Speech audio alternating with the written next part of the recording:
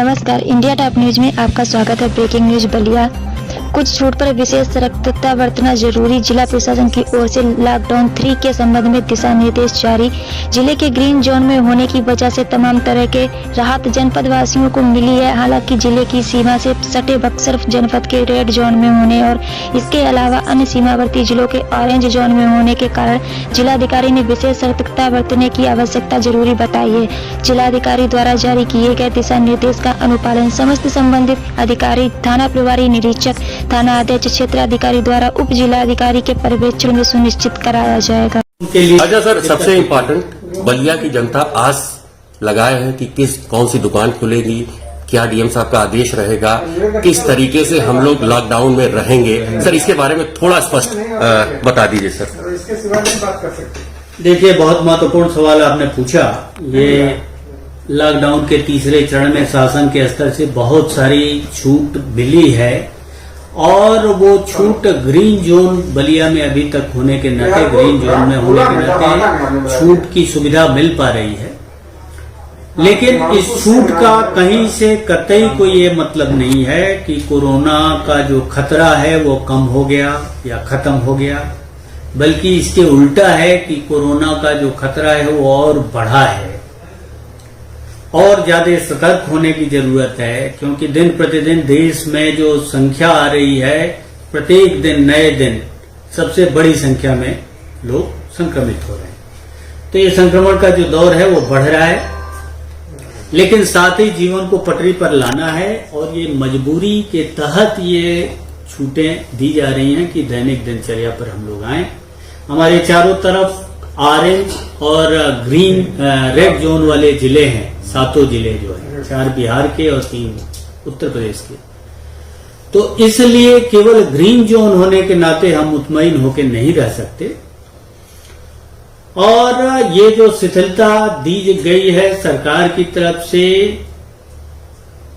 उसने यहाँ के नागरिकों में, दुकानदारों में, व्यवसायियों में, कर्मचारियों में, मजदूरों में, उनके कंधे पर ज्यादा जिम्मेदारी रख दी है कि उन्हें खुद ही अनुशासन में रहना है और वो अनुशासन है मास्क लगाना, सोशल डिस्टेंसिंग रखना, साथ ही आरोग्य सेतु एक जो डेवलप किया गया है जो सतर्क करे लोगों को, वो बनाए रखना।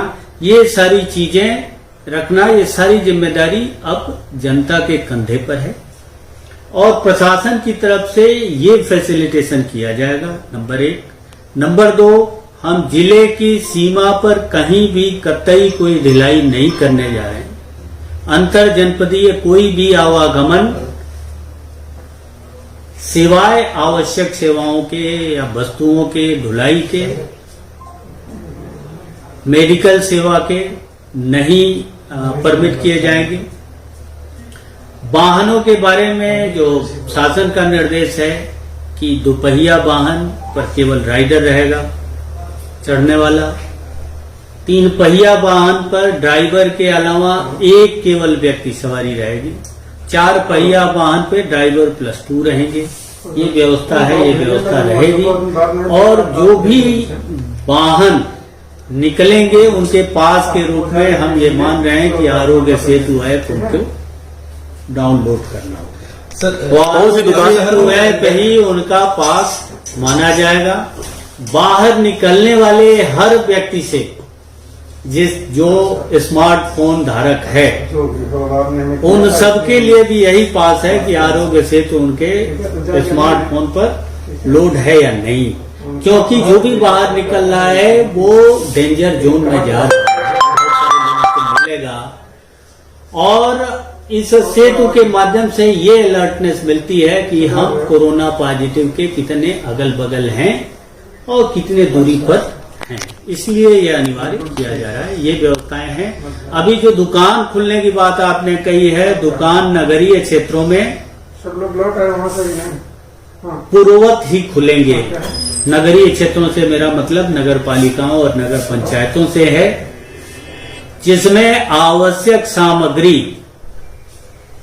वाली जो दुकानें हैं, यानी खाने की, फल की, सब्जी की, दवाओं की और जो चिन्हित दुकानें हैं, जो रोस्टर है, उसके हिसाब से ही वो खुलेंगी। हाँ दवा की दुकानें बनारस में जो संक्रमण हुआ है, उस संक्रमण के नाते जो आड़ती और बड़े व्यापारी हैं, उनको उस संक्रमण काल जब वो गए उससे 16 दिन बाद, भले निगेटिव हैं लेकिन चूंकि लक्षण 14 दिन में प्रकट होते हैं, इसलिए 16 दिन बाद खोलने का दुकानवार एक रोस्टर जारी किया गया है, उसके अनुसार से ही खोला जाना है उनको। और आगे हम लोग और दुकानें, अभी भी बार्बर शॉप, नाई की शॉप, चाय पकौड़े की दुकान, मिठाई की दुकान, पान मसाले की दुकान, विस्की वगैरह, शराब की, ये सारी दुकानें बंद रहेंगी। और ये फेज आउट करके हम लोग धीरे धीरे उसको अभी प्रतिक्रिया देखेंगे, आज कल प्रतिक्रिया देखेंगे। चीजें अगर सामान्य रही तो की जाएंगी। ग्रामीण क्षेत्रों में जरूर हमने सभी प्रकार की एकल दुकानों से मतलब यह है कि जहां बाजार नहीं है वहां एकल दुकानें खोले जाने का, चाहे वो आवश्यक सामग्री की हो या मैकेनिक की हो या कोई और दुकान हो, उसको खोलने की परमिशन दी गई है। इन सब में जो निर्माण कार्य हैं, ग्रामीण क्षेत्रों में निर्माण कार्य हो या विकास कार्य हो, जहां वहीं इन सिटू में रह रहे हैं, उन सबको हम लोग परमिट कर रहे हैं। शराब की दुकानों के बारे में आपने जानना चाहा है। शराब की दुकानों के लिए शासन से निर्देश किया गया है कि वो सवेरे 10 बजे से और 7 बजे तक खुलेंगी और उनमें 5 से अधिक व्यक्ति एक समय एकत्रित नहीं होंगे। सोशल डिस्टेंसिंग यानी प्रत्येक व्यक्तियों के बीच में 2 गज की कम से कम दूरी ये मेंटेन कराया जाएगा। मास्क पहनेंगे और ये सारी जिम्मेदारी चाहे शराब की दुकानों का हो, चाहे कोई दुकानदार सामान्य हो, ये इंश्योर कराने की जिम्मेदारी उस दुकान स्वामी का होगा, फर्म के स्वामी का होगा। और वो अगर नहीं करता है तो उसके विरुद्ध ही कार्रवाई होगी 188 की, चाहे आपदा निवारण महामारी अधिनियम के अंतर्गत कार्रवाई होगी। और जो भी ऐसा एक बार पाया जाएगा उसकी दुकानें परमानेंट बंद की। सर, आप मानते हैं कि ये एक इम्पॉर्टेंट स्टेप है सरकार का, शराब की दुकान खोलने का एक इम्पॉर्टेंट स्टेप है। इससे कम से कम जो इनकम होगा वो इंक्रीज होगा, अधिक बढ़ेगा सर। इस पर चर्चा कर रहा है, नीतिगत प्रश्न कर रहा है। ये आपका विचार है और निर्णय है, इस पर मैं